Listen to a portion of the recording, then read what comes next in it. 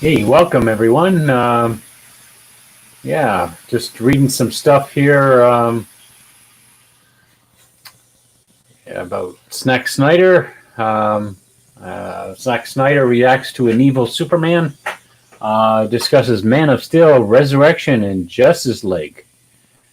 Fans of the real diehards who fought for it especially can't wait to see Zack Snyder's cut of Justice League. Even though he faced criticism for his characterization of Superman beginning the Man of Steel in 2015, as much as they like Henry Cavill, the MOS he played under Snyder's guiding hand is frequently rebunked as mortally ambivalent and also evil. Grace Randolph talked to the director where he addressed the creative choices he made with The Last Son of Krypton across three movies, be they his meddling by studio executives. Snyder confessed he isn't sure he was driven by the allure of seeing a darker Superman as much as wanting to take the first superhero on a journey. Do I love the evil Superman? I'm not 100% sure it's true, he said. Other than that, I would love the idea of Superman going on a journey with his character. Snyder continued, stating his interest was grounding Supes and having him reconcile with the things of his world. He explained, I love the idea of Superman having to, with his mortality, his on his plan Earth, rekindle his love affair with Lois and how that affects the way he relates to humanity and all those things we have to do with normal relationships we have in our daily lives. So I think when Superman grapples with those things, he becomes a lot more relatable. When Randolph responded that that's dark for Superman, Snyder explained further, when I see Superman having to figure out what out to do, I go like, now, if I was Superman, there's a pinnacle, he continued, because Superman is such an abstract character in his powers and what he's able to do at any time. When you can kind of bring him back down to earth, he becomes more relatable. And I think that's more interesting. But I do have a huge respect for moral code. And I think his ultimate place as a sort of the top of the pyramid of the DC superhero world, in the end, he has to achieve that pinnacle, Snyder added. And asked if he thinks Superman was headed to a pinnacle with his storytelling, Snyder replied, I always felt that was what I was doing. Allegedly, Snyder had planned originally to take the time to flesh out Superman's growth across 5 movies, including Man of Steel 2 and Justice League sequels. Superman would have evolved into a Boy Scout. Comic book readers and devotees of Christopher Reeve's vision are accustomed to and dealt with the fall of the death of Jimmy Olsen, among other tragedies of his heroics. A big moment of truth for Superman and Snyder's story was coming back to from the dead, as the Man is Still did in the 90s. He was promptly brought back in the theatrical release of Justice League, but not the way Snyder intended it. Cavill would have worn the black costume as seen in some photos and would have had a deeper subplot of self-discovery that important recollection factor Snyder wanted to explore. Returning from the grave, aside from making them a zombie out of Dawn of Dead, hungry for flesh and brains. I don't know. What do you think? Darker Superman? I'm not sure for a darker Superman. Yeah, I didn't think Man of Steel was that good anyway. My favorites are still Superman the movie and Superman 2 with Christopher Reeves.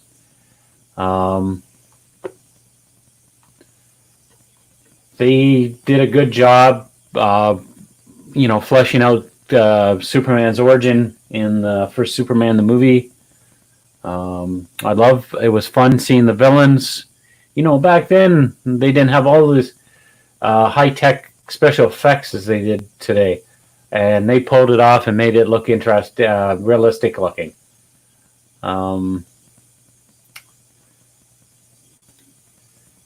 So there is some stuff coming up and arriving on HBO Max in August. HBO Max is adding quite a bit of content in August, including a number of Batman films, including The Dark Knight and the upcoming HBO scripted series Lovecraft Country, as well as Blade Runner: The Final Cut. So they have a lot of movies, a lot of ones that are coming up in August. 10,000 BC, that was made in 2008. All the President's Men in 1976. Altered States. Now, I did get to see that movie. I really liked that. It's a very strange movie, different, but I quite enjoyed it at the time it came out.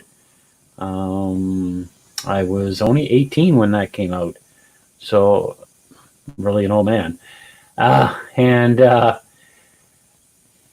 was a Bad Influence that's coming out 1990. Barefoot in the Park, 1967. Barclay's Broadway, 1949. Batman, 1989. Batman and Robin, 1997. And Batman Begins in 2005. Looks like they have a few more Batmans here. Batman Forever, 1995. And Batman Returns, 1992. So you can check it up on the HBO channel. I'm not going to read them all out. But they've got a lot of movies coming up. So what do you... tell me what you want to talk about. Oh, hey, Kelly. Sorry, Kelly. No, Sean. It seems like DC is sticking to HBO. Did they own them or something? HBO, because it's not Warner's. It's owned by what is it owned by? A telephone company, isn't it? That owns DC and the rest of them. Yeah, I don't have cable anymore. I don't watch. The only thing I watch now is it's either stuff I see online. That's the only thing I watch. I don't watch any news. I haven't had cable for a long time. So I don't follow the news. There's too much depressing stuff going on in the news. So I'd rather work on my comics and have people upset with me on Facebook,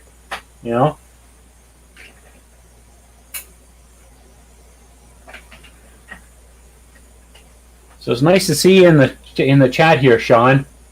Glad you've come in. I took a break for a while. Just started doing live yesterday. I'm going to try to do that. I'm going to try to do that every day now again, until I get some more guests on the show. Anybody? Are you interested in seeing anybody? I've sent out a bunch of emails to comic creators I see on Facebook. A lot of them didn't respond back. So, but I'd like to get more creators on, talk about their projects, and their process of drawing. There's no politics allowed on the show. It is all about comic books. We have enough of that in the world. Hey, Claudio.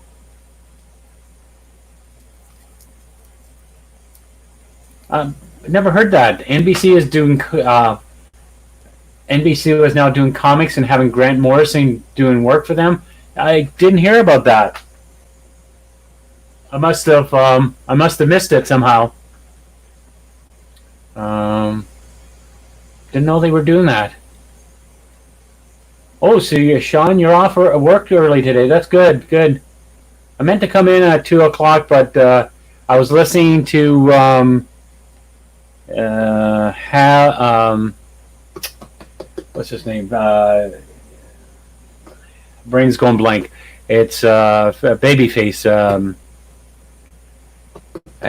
There's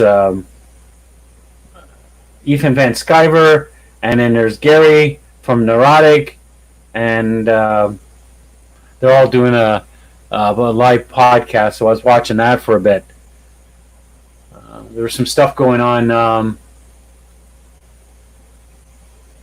What was it? With Dynamite. There was this guy named Cecil who's got a book on Indiegogo. If you want to check it out sometime, guys. It is called Cash Grab.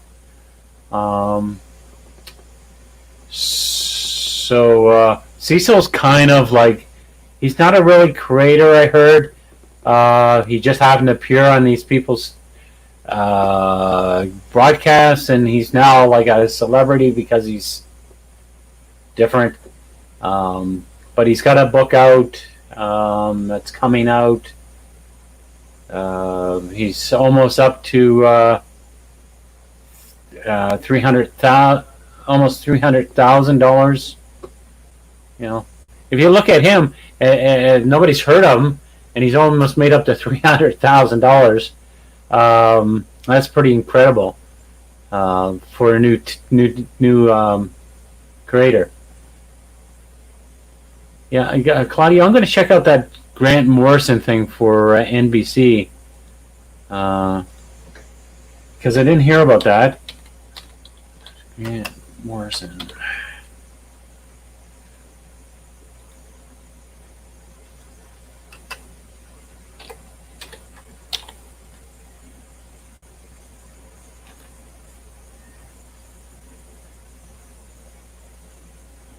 Yeah, so they're creating a new company with Grant Morrison. I don't want to hit this one because that one's going to be a YouTube thing here. So NBC launches UCP graphic comic book company with new Grant Morrison pen series through Boom Studios. So they're kind of doing it through. Isn't Boom owned by one of the big creators that was working for DC and stuff? I'm trying to think. It's not Mark Waid's company, is it? Boom. I don't know.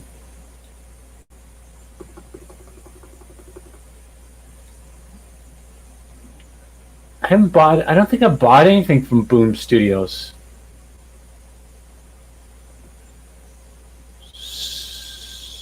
So anyway, it's saying here that Universal Content Productions is launching a comic Shingo UCP graphic.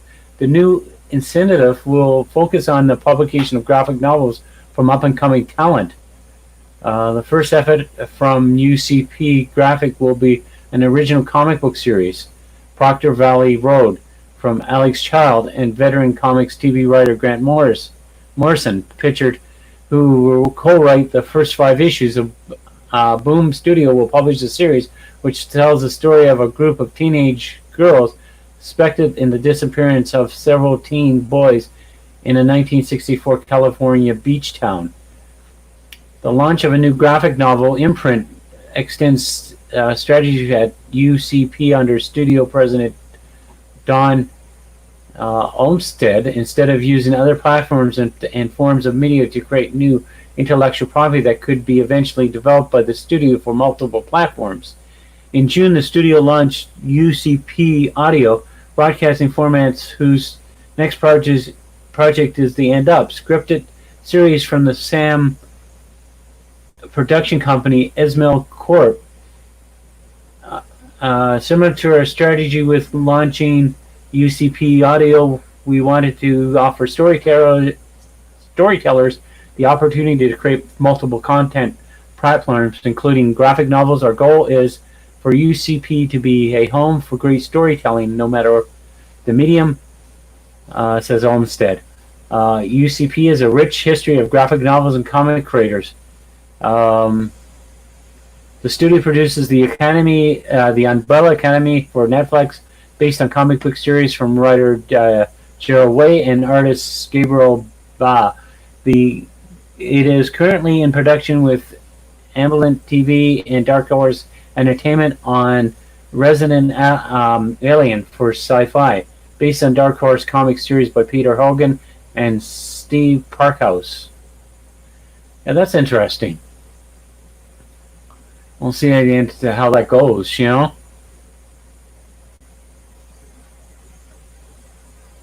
So it's like three. It's Grant Morrison, NBC, and Boom Studio doing this.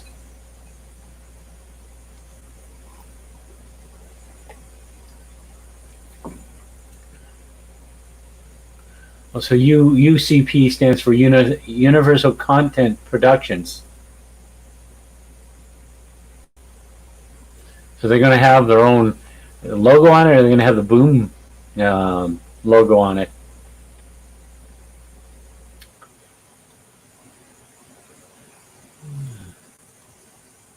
Yeah, I didn't know that one. But yeah,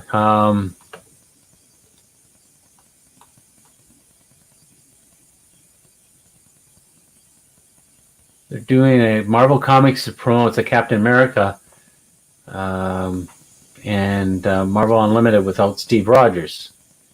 Marvel Comics is currently running an ad campaign on Facebook using Captain America to promote the digital comics platform for Marvel Unlimited. The only problem with the ad is Steve Rogers' absence, and instead of a number of alternative reality Captain Americas are being used to promote the platform. The first ad reads, "Read Captain America and all Marvel's epic comics for $60 a year." It continues, "Sign up today with code SUMMER60 at checkout. Terms and conditions apply." This ad is accompanied by the following images showing a number of alternative universe female Captain America characters. Steve Rogers is nowhere to be seen. Yeah, it's all female. That Captain America. There's a Nomad, and that's a female, and all the rest are female Captain Americas. There's a Falcon Captain America that's a female as well on this picture. The ad features Samantha Wilson, who first debuted in Spider-Gwen, Volume 2, Number 1, as a gender-bent version of Sam Wilson, a.k.a. Falcon. You can see her in the bottom left corner of the ad.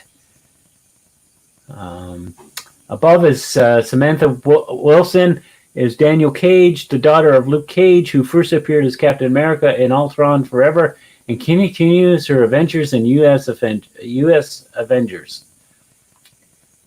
In the center of the image is Roberta Mendez, who is forcibly subjected to the super soldier serum by her husband. She would become Captain America upon hearing the trigger words "Avenger Assemble." She first appears in Secret Wars 2099. The character in the bottom right is Peggy Carter, or Captain Peggy. The character concept was created for the mobile game Marvel Puzzle Quest.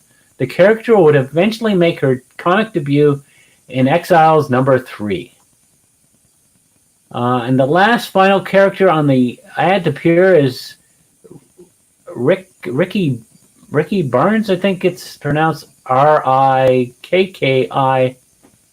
Ricky Barnes was introduced as a female version of Bucky Barnes in the Heroes Reborn Captain America series. And just give me a moment here.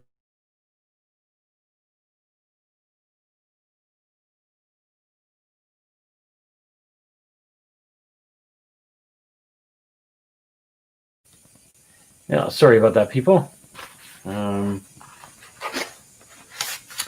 Yeah, I just got something in the mail here. Let me switch on the camera. Yeah, what do you think of the Yeah, yeah. I think well, they're trying to get comics into movies and TV shows and stuff. More IPs and stuff. Let me turn on the camera here. I just got a package in the mail. So let's see what this is. I don't know what this is. Genuine Comics. Ooh, I think this is my perfect 10. Yeah, we get to get a reveal today, guys. Yeah, I love these. I love these how the comic books are packed in. Yeah, they're forcing they're forcing those stuff on us again. That's great. Comic books are, DC and Marvel. Swapping genders. Just all right. Yeah, I wish Dave. I don't know if Dave is online, but Dave, I got the that's perfect 10. It's a Indiegogo book. I pledged several months ago. I wanted to buy a piece of the artwork. Yeah.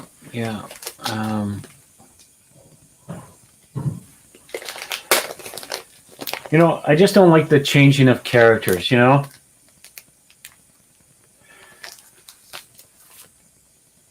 Ooh, this is really nice and thick. I got 2 books with this. I got this. Oh, it smells good. I love smelling new books coming in.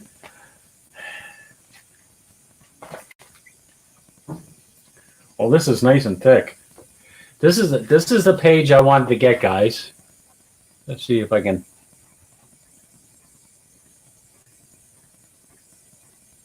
Can you see that? That is a beautiful design page. I know it's a little naughty, but she's all covered up, but I like the way the page flowed from his hands being put on her shoulders to that tube that goes over her chest and the smoke. That when I seen this in black and white, I wanted to get the page, but I was kind of worried about. This is another page that kind of stands out. Oh, what am I doing? Wrong way. This one here with her standing. That is.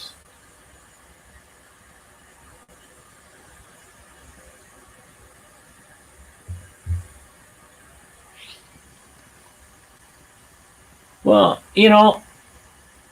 yeah, I'm all for making new characters too, but not changing well-known characters, too.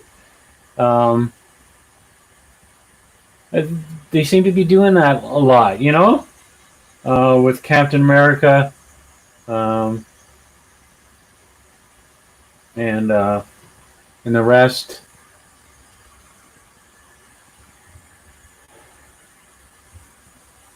I don't think. I think we've talked about this before, Sean, about doing, forcing things into stories. This is what they're trying to do. This is why the comic books are no good anymore, because they're forcing these agendas into stories and stuff. When I was doing the North Shield, I was telling the story before. I kept on this one guy kept on telling me that I don't have enough this, I don't have enough that, and I can't change the story. And it's like forcing something through the pipeline that's not going to fit. When you're doing a story, if you got to force some that didn't come naturally when you're writing the story, it's going to make it harder to do and tell that story.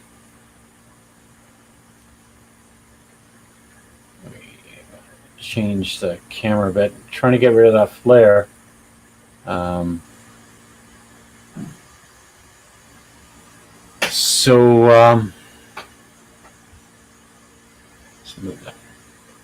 move that over here. Oops. We need that back over here. How's that better, guys? Looks better. I'm not looking side on to you guys when I'm talking. I can look into the monitor and look into the camera at the same time.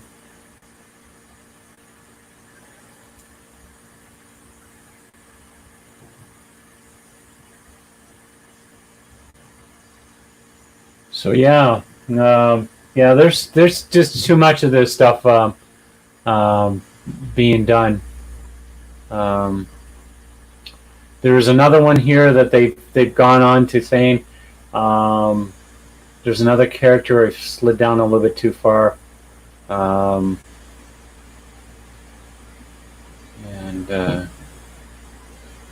Ricky Barnes was introduced as a female version of Bucky Barnes in the Heroes Reborn Captain America series.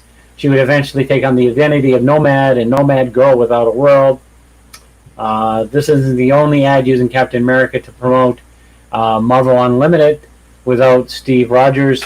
Another ad is also circulating on Facebook promoting Marvel's Unlimited without Rogers.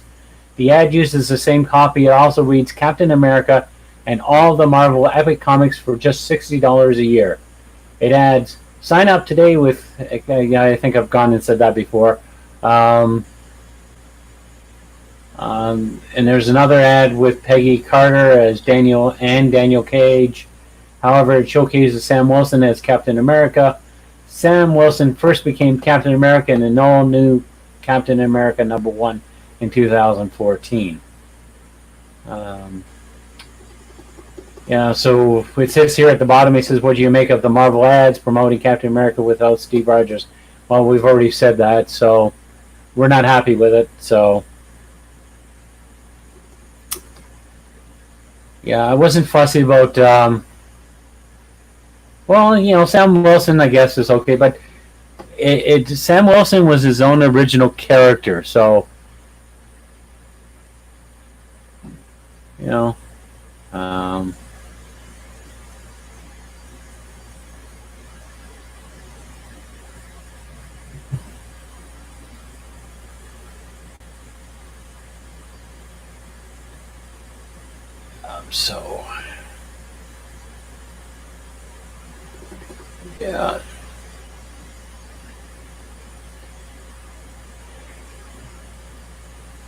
Yeah, so, I'm just trying to get out of Facebook here.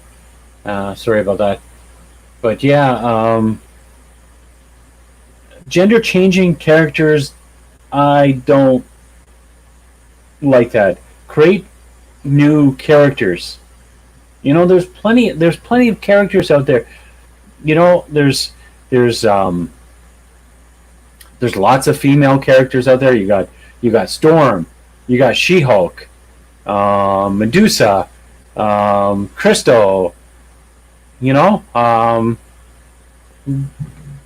Why don't they shape them and push them a little bit more? Sue Storm. Trying to think of more. I know there's a lot more female characters. I'm just going blank on characters and stuff right now. But so they gotta stop doing this. It's just it's gonna hurt the industry. The stories are terrible. I think they're afraid to do. Like the best books were back in the. I really think the highlight of the comic book industry was the 80s.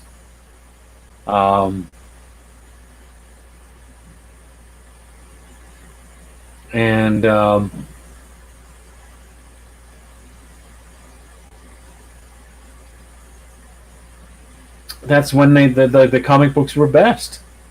It's just back in the 80s. The stories were really good. We had The Dark Knight, Returns, We had a relaunch of Superman. I really like John Byrne's Superman. And then it seemed like after that, everything just seemed to. It just. I don't know if it was politics at Marvel and DC, but the books started to decline. And I don't know why. Um, I don't know if anybody has the answer for why it started to decline back. I thought the books in the 90s were starting to get, they weren't as good. Um, I don't think John Byrne was doing any more Superman in the 90s. He was doing a lot of his own independent stuff for Dark Horse and stuff back then. You know, I think we had a growth in independent, books and stuff like that, Hellboy, um, and stuff like that. But Marvel stuff is not, or DC hasn't been as good as they used to be. And I think it's up to us independent people to just step in and fill in that gap. I love comic books so much. I don't want to see it go. I like to see it flourish. I like to see it go on for another generation. And I like to inspire new forms of artists to come aboard. And and keep it going because the comic books industry has been going for over 80 years. It doesn't have to be superhero stuff. Just got to be good stories, fun stuff, and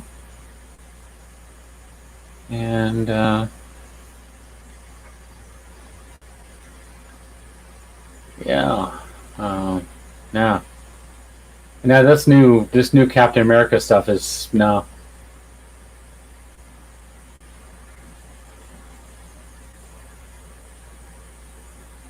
And now back to Dynamite Comics with Cecil's big cover. Dynamite Entertainment Indiegogo campaigns places under review after Dynamite Comics canceled Cecil's big cover.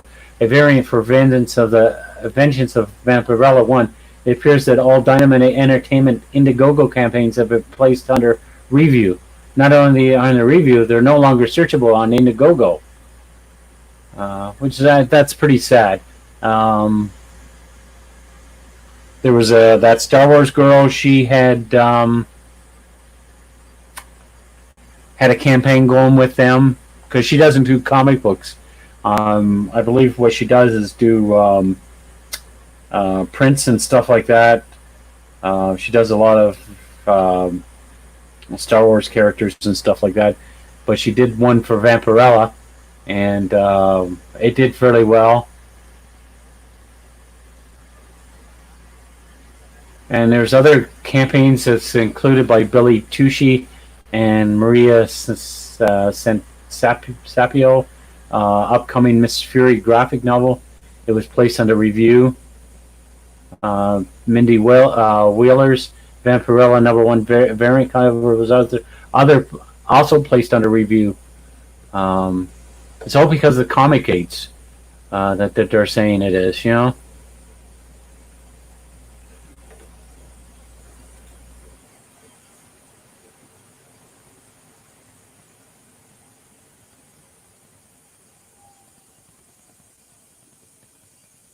There's a whole bunch of books that are not being being canceled or being reviewed. I was hearing from one of the guys on. I was following. I think it was Jeremy's, not Jeremy's. I'm trying to think now. It was on Neurotics channel.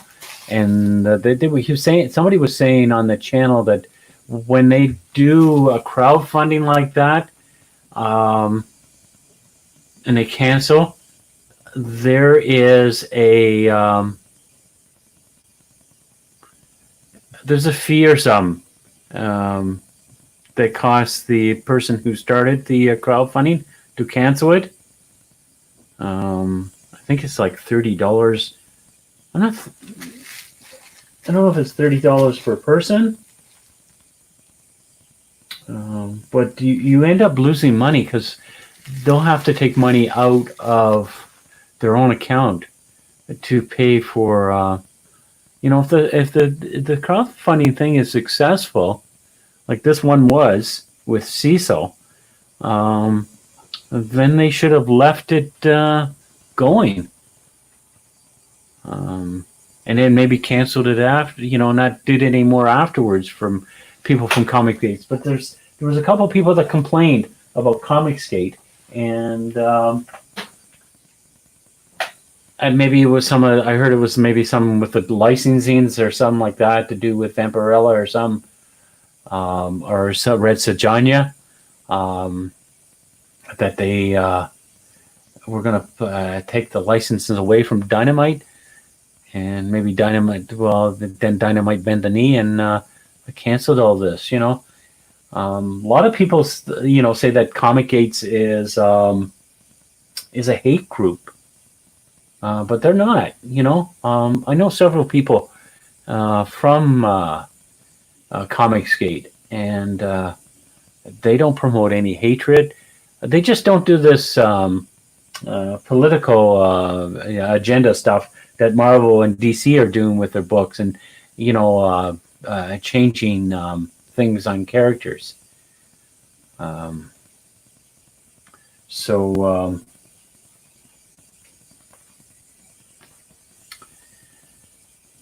They want to make good comics. That's what I understand, from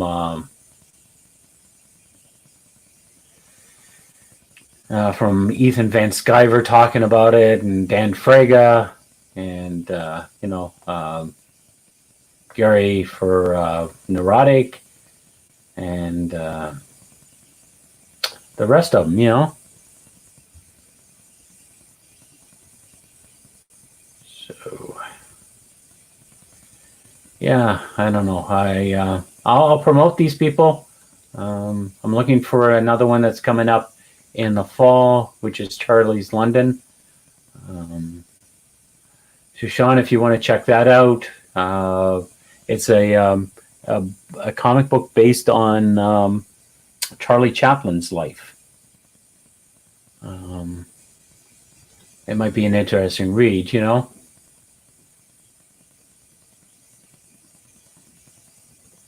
Have you helped any Indiegogo or Kickstarters, Sean, in the past?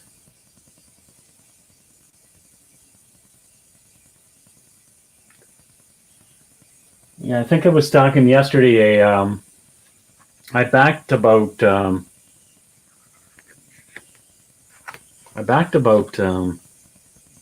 I think it was about 7 or 8 on Indiegogo, especially with this one, Perfect 10.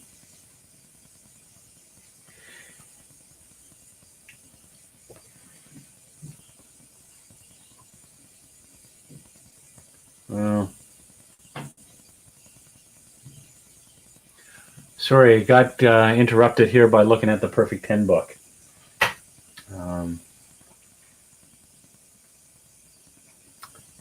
So let's see what else is going on. It's exciting stuff that's being changed in comic books, huh?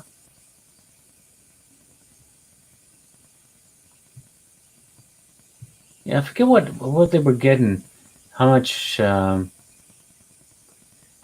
raised quite a bit of money from Cecil's. I think it was up to 30,000 or something like that. I'm not sure.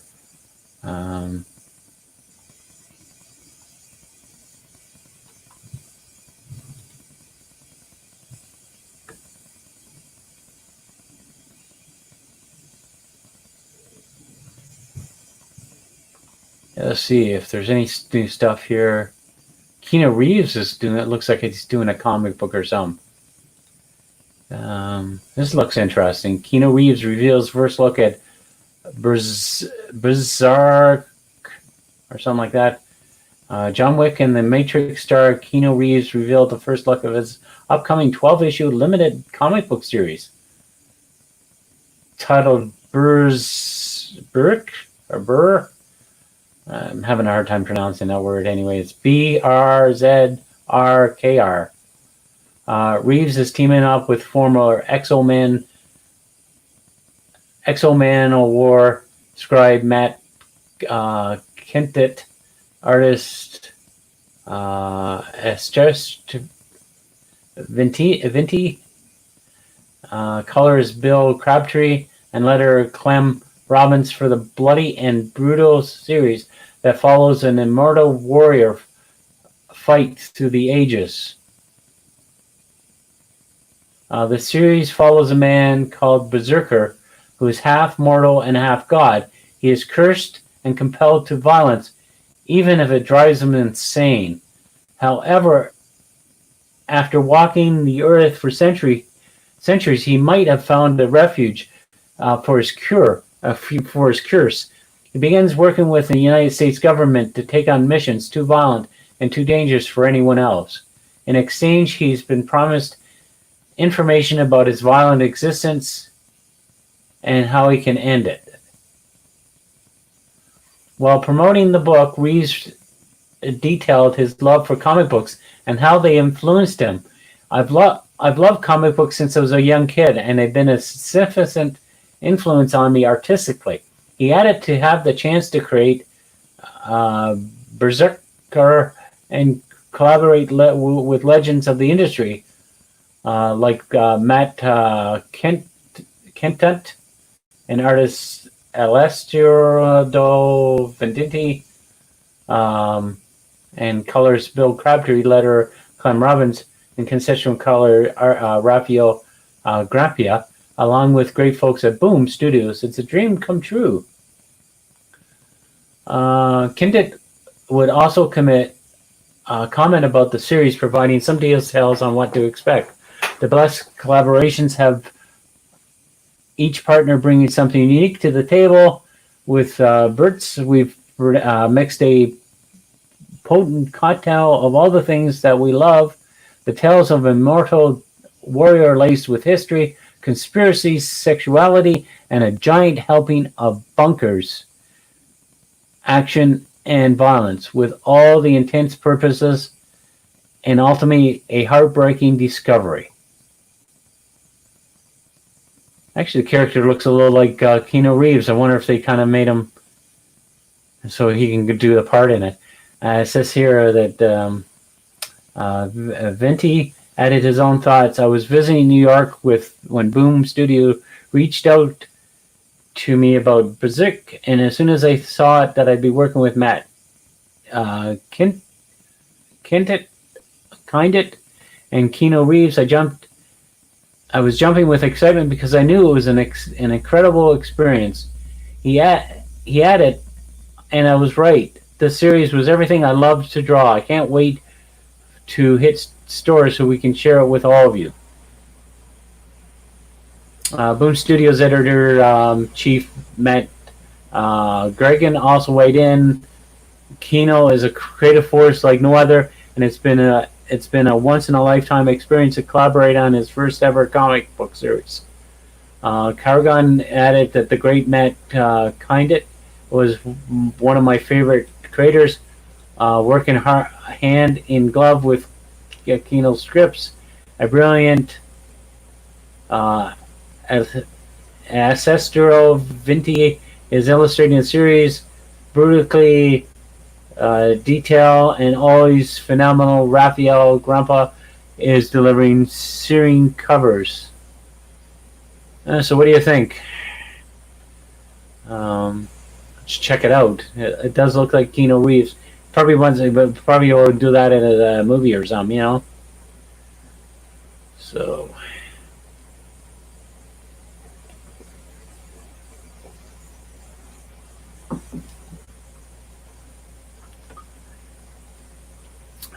let's see what else is here. Yeah, I might check that out. It looks interesting.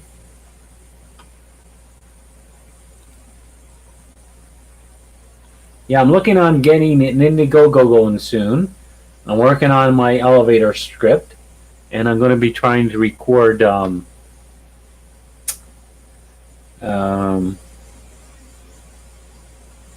yeah, I'm gonna record the dialogue for it. Trying to pick out the illustrations I need to show in the video, and then I'll have to go in. The book won't start till maybe late October or November. Like the campaign won't start. I'm looking at offering for perks for backing a black and white version of Max Berger, the way he was originally. I'm going to be tending to reprint the book. I was talking to Dan Fraga. He mentioned about offering a color version, and I was thinking of doing a third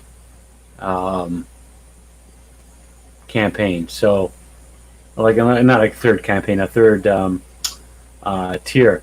So you could either get a black and white version of the book, color version, and you can get a ashcan version of the book. I may do, if I do it in color, I do have a rare shade, kind of an X-rated. Well, it's an X-rated page, and I might have to go through and redo some of the lettering that leads up to it. Because in the original book, Max Berger, Max has to visit a strip club. So I have a dancer dancing on the page. When I first drew it, I had a hard time getting the female figure right. So I went and redrew it for the new relaunch, but I wasn't sure that parents would like it. So I took it out and put a singer in its place. So it's now just an average nightclub. And so that might be one of the variants with the different covers. They're going to be. I've got at least 2 different covers. I got a Frank Miller inspired cover, and I have another a cover that it was inspired by seeing somebody else's art on Google. I did a Google search for Frank Miller's cover, and I came up with a fan art page that kind of inspired me to come up with another cover. So might be doing that. So I'm just working on my elevator pitch, and so what I have so far is Max Berger is a mutant hamburger private investigator who born from a microwave explosion 17 years ago, who solves crimes and battles his brother, the Mad Burger, a cyborg hamburger who lives in the sewers. I've got some other stuff that I'm adding to that. So yeah, so I'm gonna try to get that recorded tonight, and have it up maybe hopefully by the end of the week. Maybe by Friday I'll launch it. I should have launched it in July 1st, but I got busy with some other stuff, so couldn't get things done. So yeah, Sean, is there anything else that's going on in the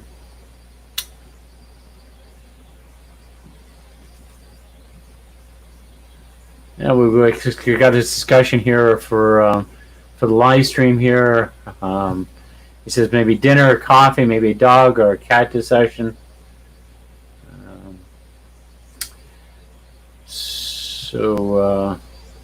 Yeah, art versus writing. What is more important to the success of a comic book? Um, so, uh, so I'm just replying to his.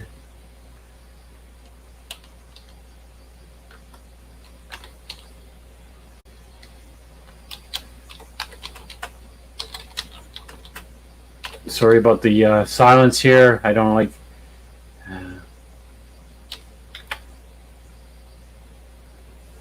Yeah, so art versus writing. What do you think, Sean? What do you think is more important? Um,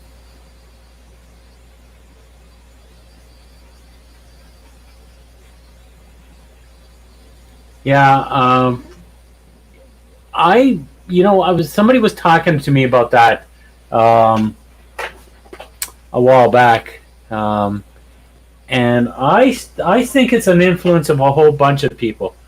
Um, I think that my art was influenced. I think my art was influenced by a bunch of people. Kevin Eastman. Um, my art is also influenced by Dave Sim. Some Frank Miller. I use a lot of black in mine. I think that's you know. But I think story. Um, if you don't have a good artist, it's going to suffer both ways. If you have a good writer, but you have a terrible artist, it's not enjoyable. I'm trying to think of comics. Like there was She-Hulks that I used to watch and read, and I used to cringe at the artwork at the time. I may look back at it now and go, "Wow, this is really good stuff." There's been artists that I've seen, but I think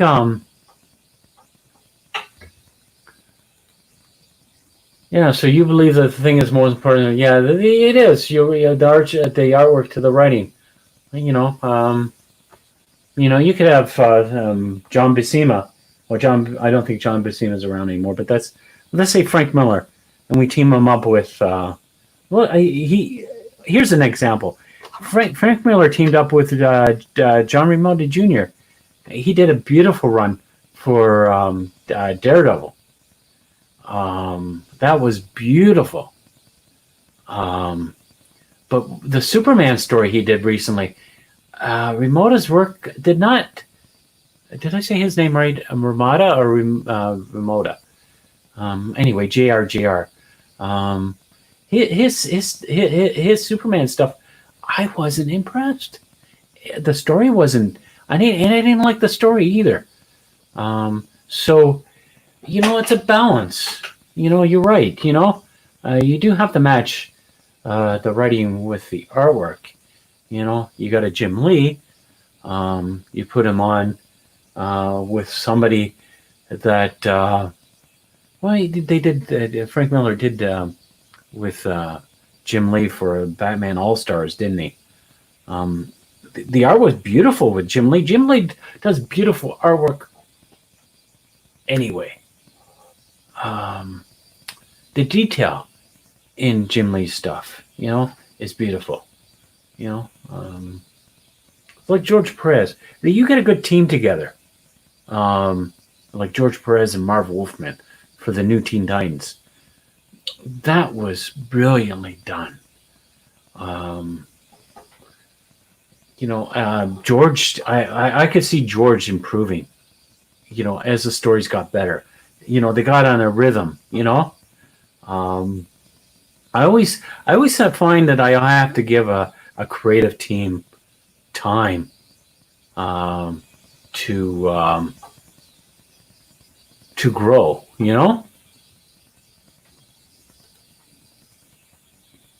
Yeah, the editor's job is to match the right artist with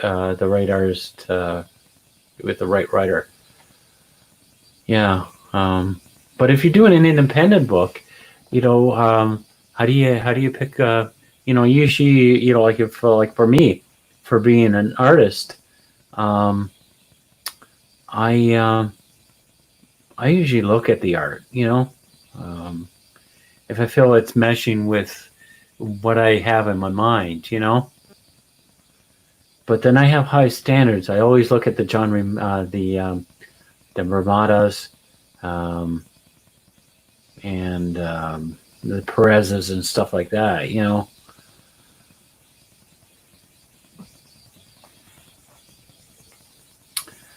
But yeah, it's you got to get the right team on the book.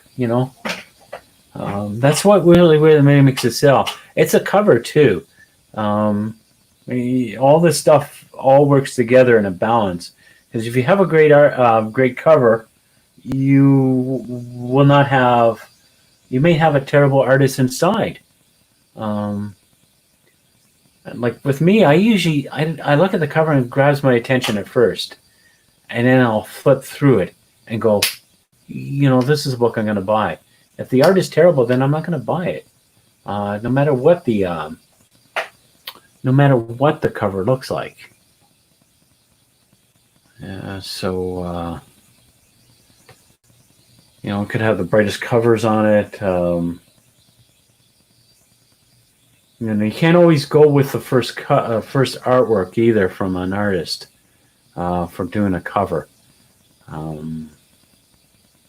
You might do it on the first try, but looking at that Marvel, the Marvel way, they showed examples that the artist would throw in about 3 or 4 different examples, and then the editor or some would pick that out as the best. Yeah, Sean. Yeah, the cover does play a part too.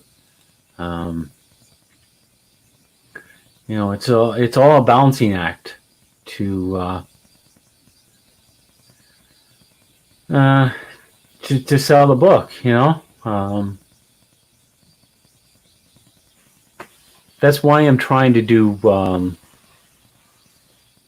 different covers for the Max Burger stuff. I'm using the old one I used 31 years ago, but I'm trying some different stuff, and giving people a choice to whatever cover they want. Covers are easy to swap when doing stuff. But back to talking about balance, because this usually gets me to buy a book. If I look at the artwork, I'm quite happy with it. It seems to flow really well. If the artist is stiff in figures and stuff,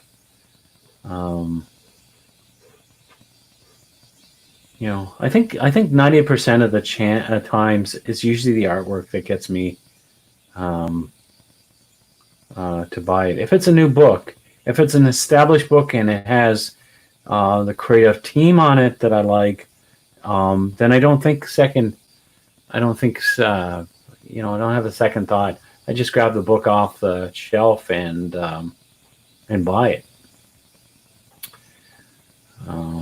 The coloring, I think, the coloring matters too. Like back in the 80s, the coloring was way different. The only one that had the distinct look was Lynn Vardy when she was doing the Dark Knight stuff. You could debate too with paper, stock, and stuff like that. That makes you buy the book. But I think if the art stands out, and then you read the book later when you get it at home, then and you like the story, then you continue picking up the book, and then you promote it. You tell your other people, friends, and stuff like that. Yeah. That's an interesting question, you know?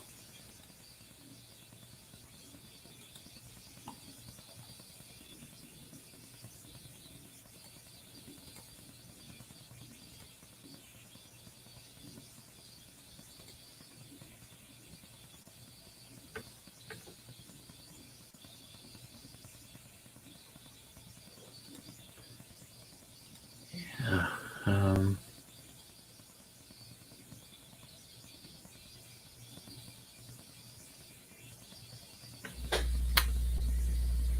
so, yes. Did you, like, question, when you're buying a comic book, when you does price influence you on buying that book um, off the newsstand? If it's like $3.99, it doesn't matter. Like if it's an artist that you like, you know, there's all kinds of factors in buying a comic book. It's either the price, it's the paper, it's the artist that's on there. Um, it's like an artist I used to like. I really admire his stuff, and I just watched some on Kayfabe uh, talking about Bill Sienkiewicz. Um, Bill Sienkiewicz, you know, he's a, you know, I have never met him, but I've got him on Facebook, and I'm really loving his butt jokes, uh, pictures and stuff. And he was an artist. I liked his stuff earlier when he did, but then he started radically changing his artwork, and he started looking more abstract kind of stuff. And that stuff kind of grew on me. I thought it was kind of neat him doing that. He wasn't looking like Neil Adams, and because you could look at his stuff and go, really, his stuff looks bizarre, but you look at it and it's so beautifully done. He's, you know, so Frank Miller's writing almost, I think, almost disappears with Sienkiewicz's artwork.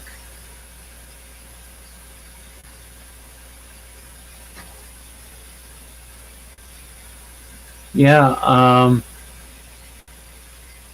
I don't know. I said there was a variant. There was one about variant covers. Where was it? Some had like 30 different covers or something. Now I think that's ridiculous. I think if it's maybe limited to maybe from 2 to 4 maybe covers, um, that might be reasonable. You know.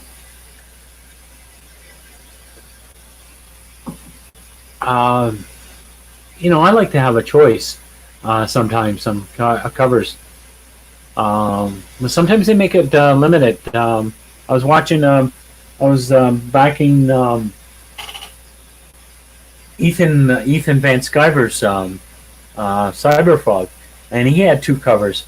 I couldn't get the one cover. I had to get the Jay Lee cover. Jay Lee is a nice artist. I liked some of his stuff. He did Namor stuff back in the 80s or 90s or something like that with John Byrne. Um,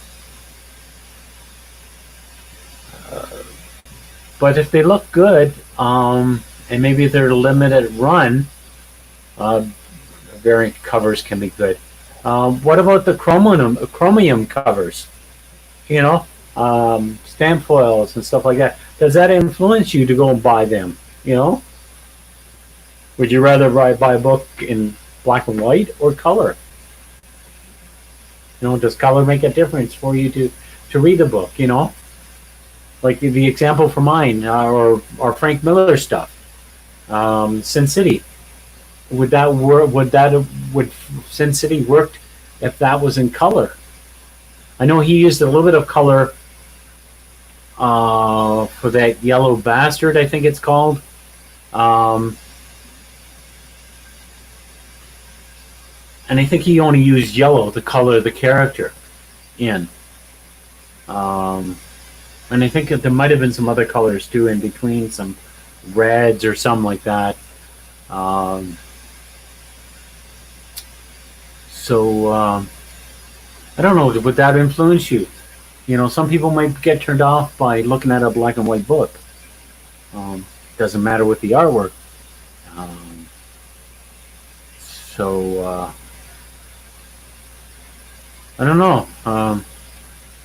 It's always a balance.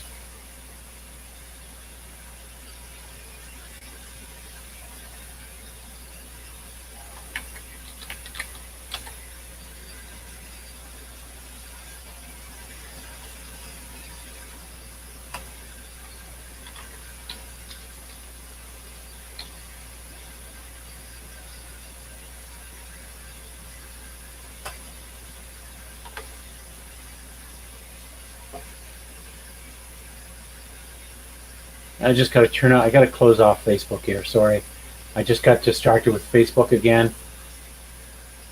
Our fake book.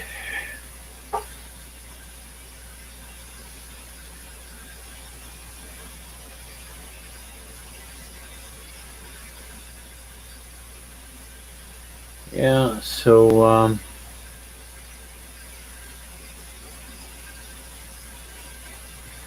well, back in the past, remember Sean, that back in the past, it used to be DC used to. I think it was it DC or Marvel, or both of them were doing that. They were doing variant covers. They were doing the metal covers. They were doing, it was interesting seeing it, but after a while it got tiring because it cost a lot more too for that those variant covers. Um, so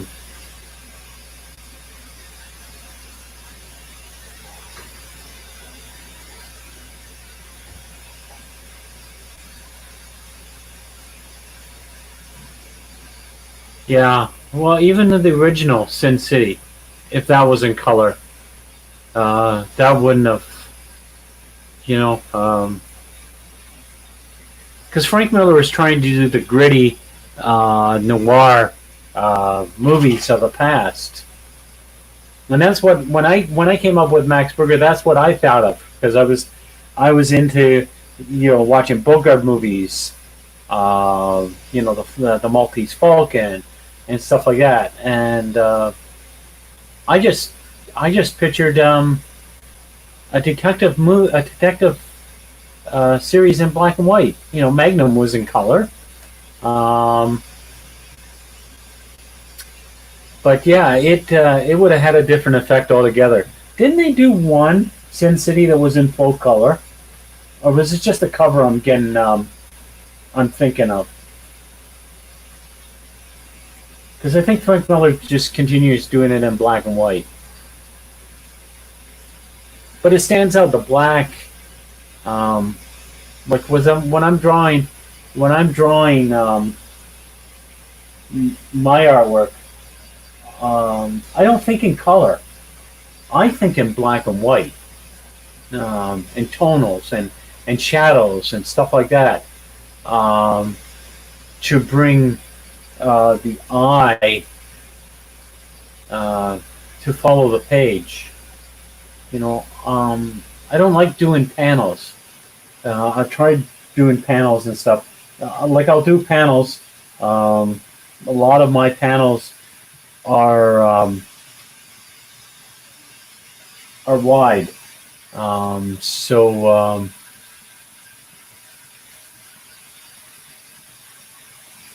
So I'll have three panels, but that's movement. Um, I like double page spreads. I love adding like three or four panels to a double page spread and everything blackened behind so that uh, captures the reader. If you have too much going on, it's too confusing. Um, so that's why I like doing black and white. But I'm going to play with I've been playing with color. Um, I do have a color.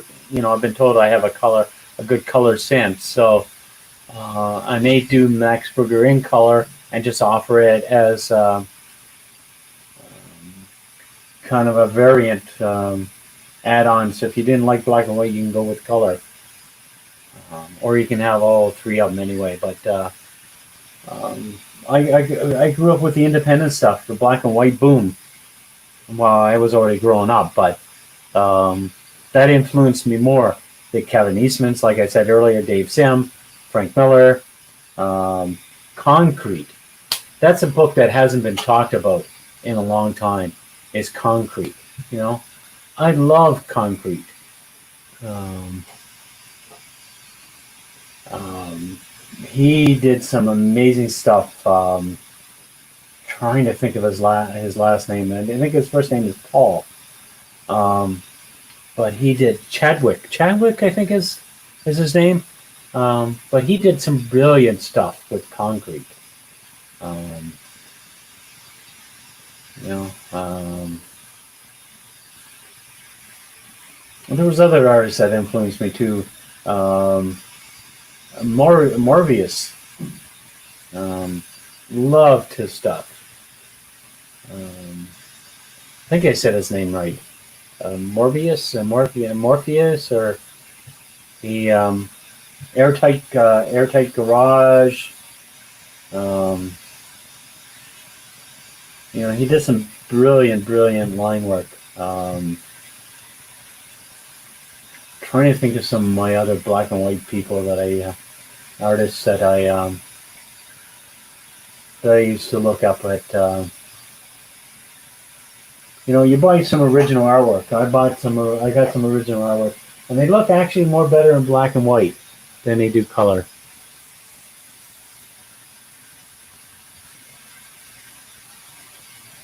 So,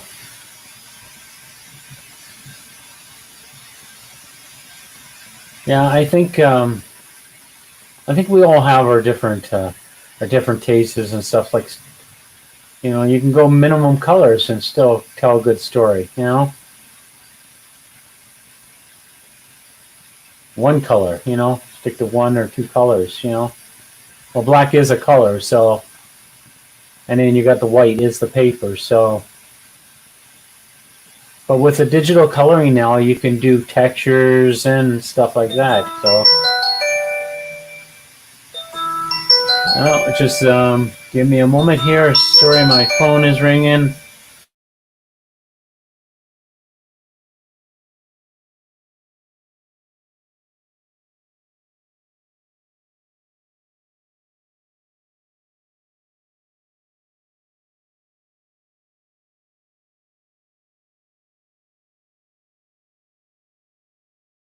Oh, sorry about that, Sean.